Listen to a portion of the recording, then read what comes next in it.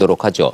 조성도 특보께서 이거 뭐 서울시도 관련이 있었으니까 잘 들여다보셨을 텐데 핵심은 뭐 제가 들어보니 오전 7시부터 9시 2시간, 오후 6시부터 8시까지 2시간, 출퇴근 시간 4시간만 카풀 허용하겠다. 이게 핵심 내용인 것 같은데. 네, 그렇습니다. 맞나요? 예, 이 초기 논의 때부터 예. 가장 핵심적인 쟁점은 어느 정도 수준까지를 허용할 거냐인데 그건 결국 시간이겠죠. 이제 출퇴근 시간에만 한정해서 허용하는 쪽으로 처음부터 좀 가닥이 잡혔었고 예. 그 논의가 좀 구체적으로 합의가 된 걸로 보입니다. 기본적으로 카풀 서비스는 택시 요금보다는 싸다라는 인식 맞나요? 네, 뭐 향후에는 플랫폼 산업이 처음에는 뭐 싸게 시작하지만 예. 나중에는 뭐 비싸지는 경우도 있어요. 해외의 경우에 보면. 근데 지금 이제 한국에서는 아마 이제 도입 초기니까 예. 아무래도 택시 요금보다는 좀 저렴, 소비자 입장에서는 저렴하게 될 저렴할 것이다. 네. 택시 잡기 어려운 출퇴근 시간대에 카풀, 카카오 카풀 시작되면 그나마 조금 숨통은 트일 것이다. 네. 요렇게 합의는 된 거고. 그렇죠. 택시 업계가 죽어도 못 뺏겠다고 하다가 이 2시간 요 카풀 허용은 받아들이신 거네요. 네, 아마도 사회적인 여러 가지 뭐 여론도 있었을 거고요. 다만 예. 여기서는 정부의 역할이 저는 좀 컸다고 봅니다. 그러니까 택시 그 노동자들이나 업계의 오랜 수건이었던 이제 근로조건 개선, 그러니까 월급제 시행이 이제 들어가 있잖아요. 물론 예. 이거는 국회에서 법 개정을 아마 거쳐야 돼서 다시 한번 논의를 좀 깊이 있게 해야겠지만 네. 어쨌든 택시 노동자들의 월급제 시행 이런 부분은 이제 정부 쪽이 제도 개선을 하겠다. 택시 노동자 처우 개선을 할 테니 이 정도의 출퇴근 시간에서의 공유 카풀 서비스는 일정 정도 우리가 합의를 하자 이렇게 이제 끌어냈다고 볼 수 있죠.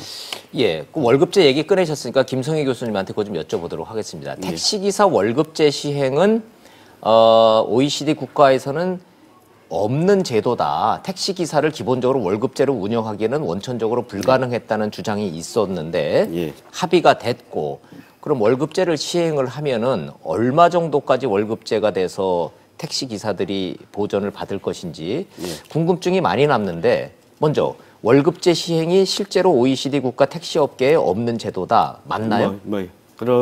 우리나라의 특수 상황이 반영된 측면이 있죠. 생존권 보장 차원에서 월급제를 그럼 이번 기회에 해주자 이렇게 되는 겁니까? 택시 요금이 최근에도 인상됐잖아요. 꽤 많이 올랐죠. 예. 근데 택시 요금이 인상돼도 뭐 산학금 제도 이게 좀 약간 정근대적인 제도죠.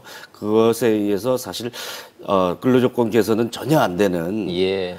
기사들은 뭐 요금이 올랐는데 또 손님은 적어지고 또 산학금은 높아지고. 네. 그래서 요금 인상의 혜택을 전혀 못 받는 그런 구조적인 그 업계 관행이 있었던 것을 예. 어떻게 개선할 수 있느냐. 그래서 요금이 인상이 되면 택시 기사도 먹고 살만한 조건을 만들기 위해서는 우리나라에서는 뭐 월급제 방식이 그래서 완전 월급제는 아니고요. 그래서 좀 기본급 얼마를 보장해준다. 그 수치가 나와 있습니까? 제일 궁금합니다. 그게. 예, 뭐 적정한 월급의 수준이 얼마여야 되는지는 최저임금의 뭐 몇 % 이상 뭐 이 정도의 그 정도 수준으로.